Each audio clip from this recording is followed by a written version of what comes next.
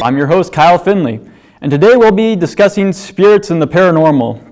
And one story I wanted to start with on this is Mencius. He's a student of Confucius, and he described how there's ghost stories in multiple locations. You go to any far little remote village and you get ghost stories. You get ghost stories in rural areas, and you get ghosts basically everywhere. So you kind of saw the similarities, and he's like, there has to be something to this. And today with me I have a guest, Brady Desanti, who has been teaching native studies, religious studies, all kinds of stuff. So, how you doing, Brady? Good. Thanks for having me, Kyle. Just doing good, not doing great? I have to keep with expectations that everything's good. Everything's good. Okay, you're on to that. So what I was kind of wondering is how exactly did you get into the kind of paranormal spirit kind of field? Because you, as far as I know, you were in the history before, and you kind of got pulled into the native kind of religion stuff? Yeah, well, I guess we could start when I was a kid. I've always had you could say, a vivid imagination, and anything that was weird, unusual, quirky, unappealing to many people, I was always the first to embrace it. I still have a huge fondness for horror movies, extraterrestrial aliens, all of that. I find it fascinating, and I think it's, I'm happy that it's a genre that actually can be explored academically and, of course, scientifically. I know that you've done that for a long time, but yeah. My background academically is that I started at UNO. This is like 1997. Way back in time. Way back, yeah. You have to go back before cell phones were big for the most part. And I was a religious studies major and a Native American studies minor. And for graduate school, I got my master's and PhDs in U.S. history with an emphasis on religion in America and, of course, Native American history. I currently here at UNO am in the religious studies department, and I teach for the Native American Studies program. And my emphasis is on the native religions. I teach a class in shamanism, the intro to world religions, and I've been lucky.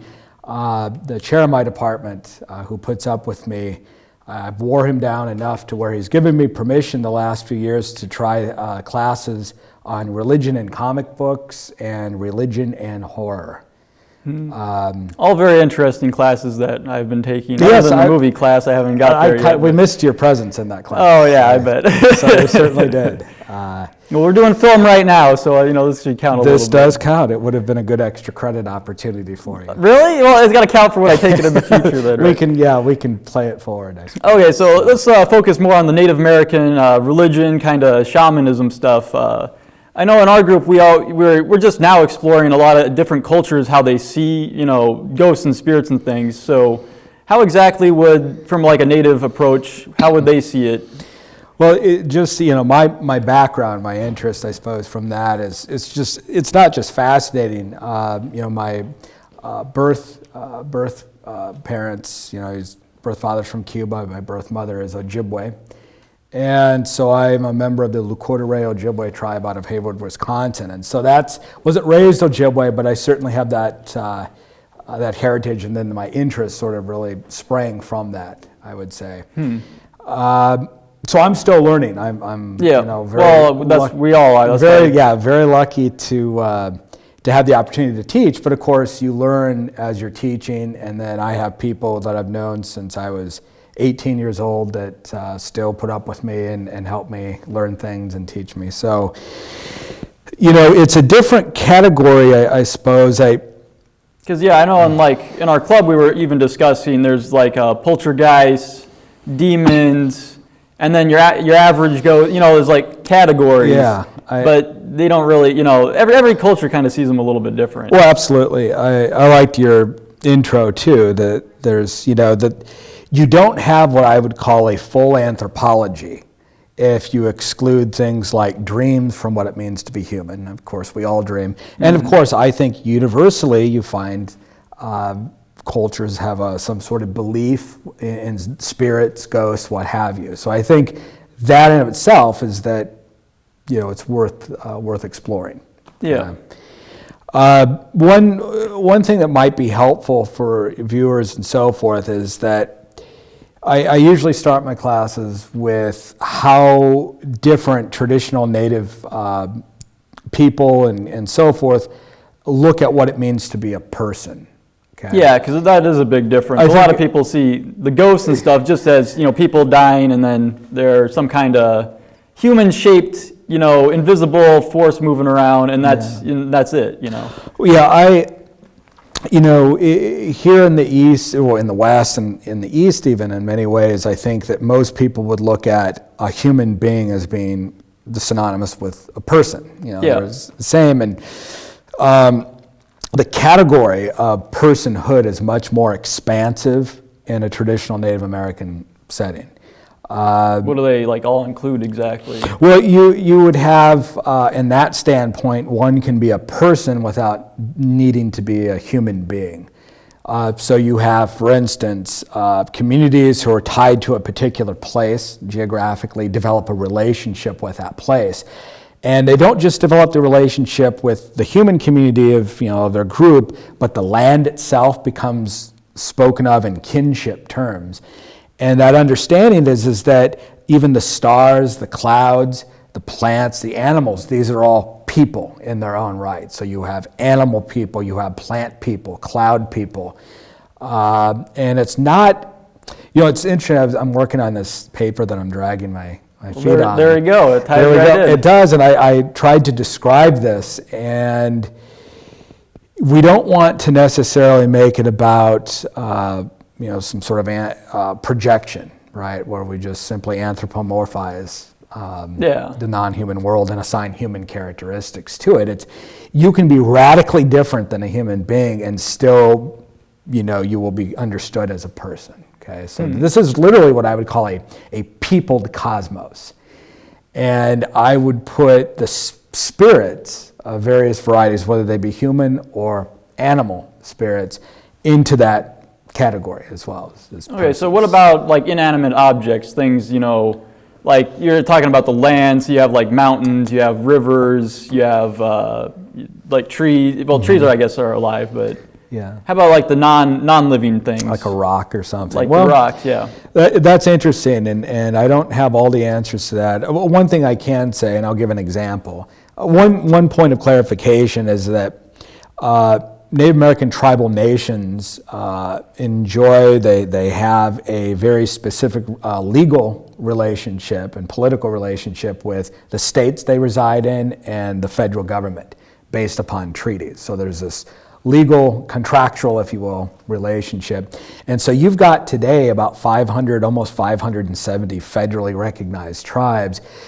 And they all have their own languages, their own religions, their own beliefs. That's a big point. That each one of them is there. You can't just kind of generalize them all and say they're all the same. Just like Hindus, it's like Hinduism isn't just one general blanket, right? Exactly. And I kind of want to give that caveat that when I speak, I'm most familiar with a lot of the Ojibwe, or what they call themselves, the Anishinaabe, and around here some of the traditions that I've been told about, experienced, and so forth. But what I have to say about this or that, you might find a variation on it. So I don't want to say take everything I say with a grain of salt, but just understand that you'll find variations on these themes because of the sheer diversity that you find throughout what we call, quote, Indian country. Yeah.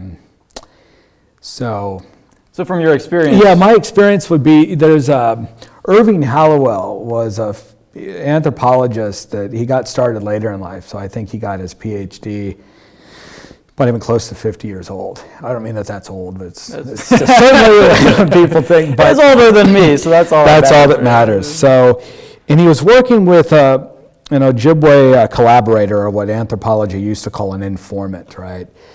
And he said something along the lines, and of course I'm paraphrasing. He's like, "So is this rock?" And he held the rock. Is this alive? just by a matter of course. And the Ojibwe man stopped and kind of thought about it for a while and then said no, very emphatically. He said, but some of them are.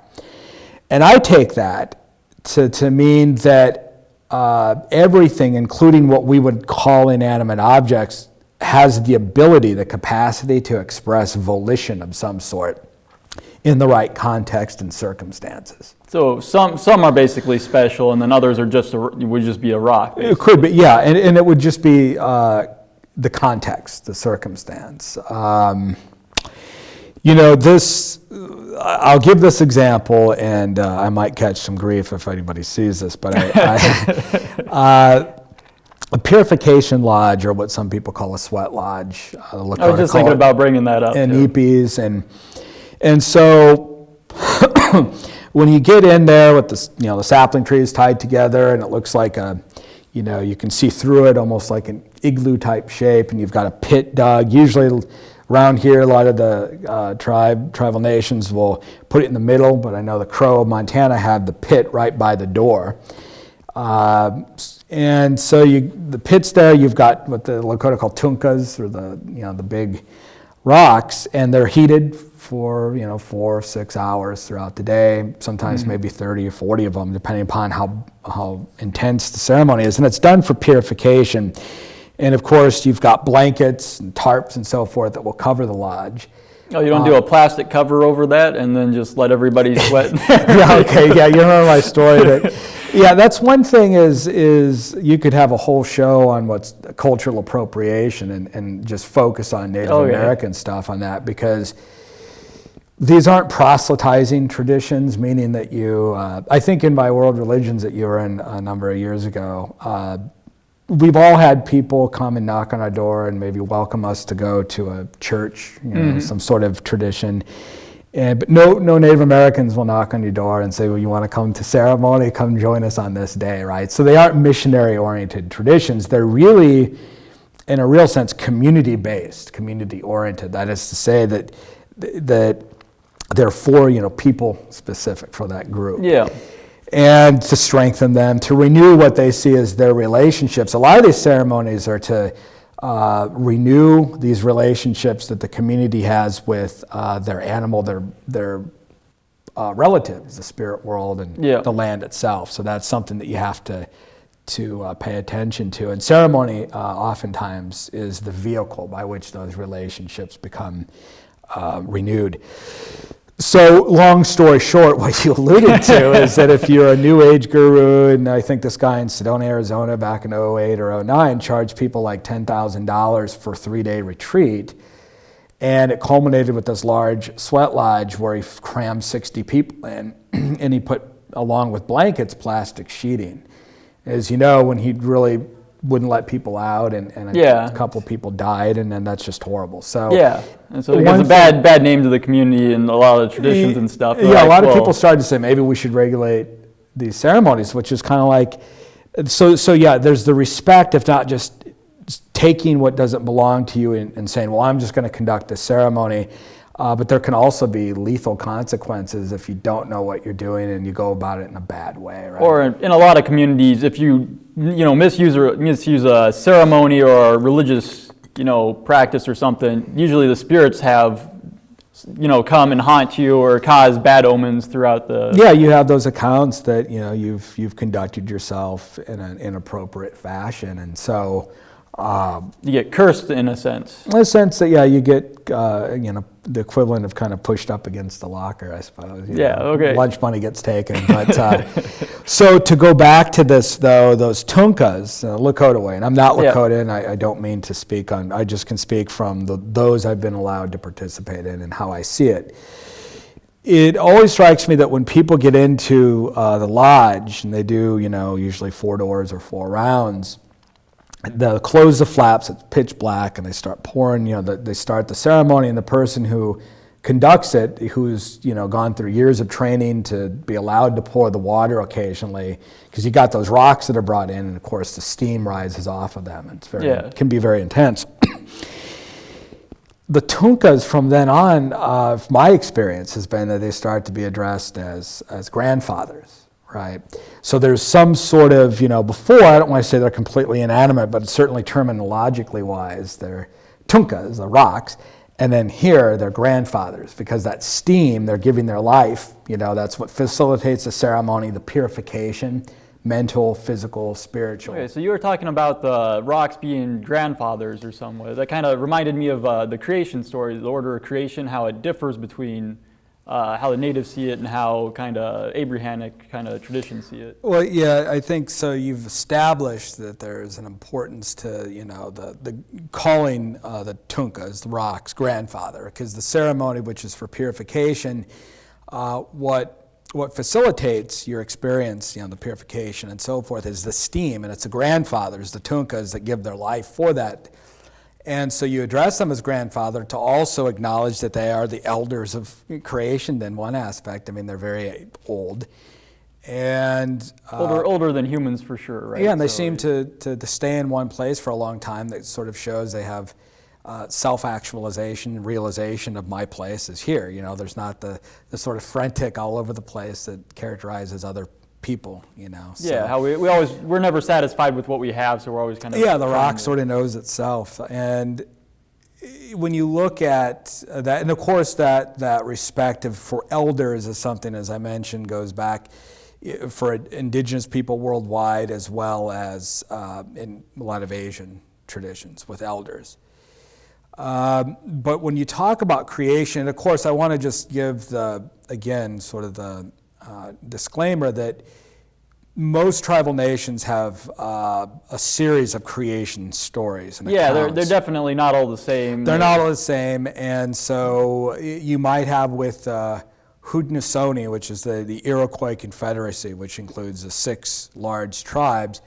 They might talk about creation involving, the formation of Turtle Island and, beings from the sky world coming down and interacting with human beings. And then other times a creation story that would talk about the formation of the League itself, which they would tell to, England, for instance, other people that you had to develop diplomatic ties with. So it was sort of which creation story that you told that was emphasized was very much contextual. Okay, so it's not a whole creation of the entire universe and the world and people and everything. It's most of them creation of a certain... Yeah, one way of looking at some native creation accounts is to say that a lot of them don't speak about the entire cosmos, the entire world. They're more concerned, with my experience anyway, some are more concerned with how a particular people came to see themselves as unique, as whatever their identity is, how they came to reside on the land that they live on, and how the relationships that developed with themselves, the land, the other people, the plants, the animals, what I call the other than human persons, okay? And then, of course, the creation story sort of explains how these relationships came about and then how to maintain them, okay? So there's a moral imperative to these stories, is that you have the blueprint for how things came about, but how do you maintain it? How do you be a good relative? Okay. And a lot of that concerns the fact that human beings in a lot of native creation stories are the Johnny-come-latelys. We are the new kids on the block. And so there is, it's understood that before humans get here, there is an entire sort of order, webs of other relationships that have gone on here for a long time. And humans, to reach maturity, which I don't think we have and probably won't for a long time. Well, I have. I don't know about you. Yeah, collectively, as our species, it's where do we fit into these intricate webs of relationships? And the lessons learned oftentimes is that things run well with reciprocity. And so the main point of the ceremonies is to kind of help us fit into everybody, all the other relationships already going on. Yeah, and a lot of times, if illness, a lot of times could be understood as a state of imbalance. Okay, that something's gone awry internally, and your relationships with yourself and others are imbalanced. And so ceremony a lot of times is to restore that equilibrium to you personally and so forth. Okay. Yeah. So, and of course, you're aware of too that when you treat someone in that way, you don't make a distinction between the mind and the body. That a lot of times the West has done, that you can't treat one without the other. So there's I think the word is holistic. So those creation stories, a lot of them. Human beings are not the top of the pyramid. We're actually the most immature, the youngest. And so we want to be careful though, because in the Hebrew Bible, in Genesis, you've got 2 chapters, 2 different creation accounts. I know some translations say, be fruitful and multiply and have dominion over the earth. Well, the traditional Jewish understanding of the Hebrew actually, while you do have a hierarchy in which human beings are at the top, it speaks of stewardship. So there isn't that sort of... So more of a companion kind of... Yeah, it's not... Yeah, it's not... We both help each other out instead of, I just dominate you and you're here to serve my purpose. Yeah, from the Jewish perspective, and really Islamic and Christian, I think, has gotten somewhat of a bad portrayal in that sense of, just go out and run roughshod over the planet. Well, you've got to be careful because on the one hand, yes, all 3 of them see human beings as, God's best creation, the top of the pyramid, but it doesn't mean just go out and wreak havoc and use up all the resources and slaughter the animals indiscriminately. And but be that as it may, that indigenous accounts that I'm familiar with, at least in North America, humans are the younger siblings. I use that term, siblings, of everything that came before us. Okay. Yeah. Now, I remember before you're saying that the ceremony was kind of I know this wasn't really where you're going with it, but it's kind of like a vehicle to obtain, kind of like renew our relationships and stuff like that. But it reminded me of Buddhism, how it's like a vehicle to cross a river to a new plateau, kind of. But in Buddhism, I'm still going on with my I know that's good. So in Buddhism, it's kind of like an evolving kind of religion where it's not just a static, set in place kind of thing. How does that? Like with native religions, it's not really... Well, you got to be careful what, I guess all groups, all religions and so forth will say, well, this is tradition. You're always going to have conflict. Yeah, there's always people that want to remain traditional, and they say this is traditional. This is traditional, and that can get very complicated, what is, because I think a lot of us, not just, in indigenous traditions and so forth, we want to go back to some sort of primordial firstness, right? To use that term. We somehow lost our way. We strayed from the path, and they had it right at the beginning, and now we have these problems because we're too far.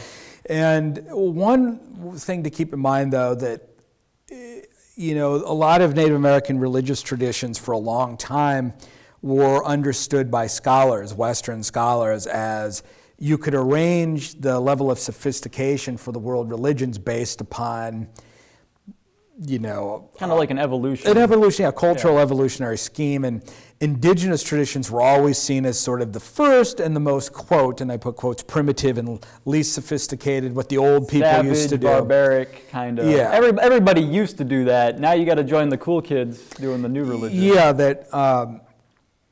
and so one bias that people had is that traditionally a lot of these ways, indigenous ways, were transmitted orally, oral traditions, oral narrative, and so people sort of stereotype and say that's like the telephone game. Yeah, it's going to be different every time you tell it. Which, right? And that may be true for office gossip and politics, I suppose, which I can tell you it is, but there are checks and balances in traditional African cultures, and indigenous, Native American, all of that. There are ways of maintaining accuracy. A young person has a good memory, and they're tutored in the ways of the stories and so forth. And then they perform the stories in front of an audience, and there's a way of making sure that there's, some sort of mechanism to make sure that the story, small details can change because you're telling the story, but the main point, the main emphases of the story remain the same.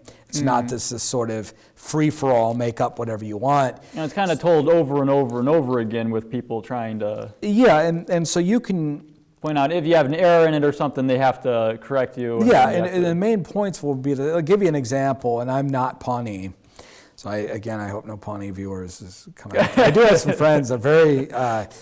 They might. But They'll seek you down. I've been told anyway that, one of their many creation stories didn't include in the late 1600s, the late 17th century, the horse. Okay, and the horse was not brought over until the very early 18th century, I believe, by the Spanish. So when the horse came here, it was quickly adopted and assimilated into native people's cultures as a very important relative. It expanded their economies and trade networks. Well, once they acquired the horse, there was some, I forget who had recorded and written down the Pawnee story that didn't include the horse. And then, of course, 50, 100 years later, that same story was told, and now it includes the introduction of the horse. Yeah. And one way,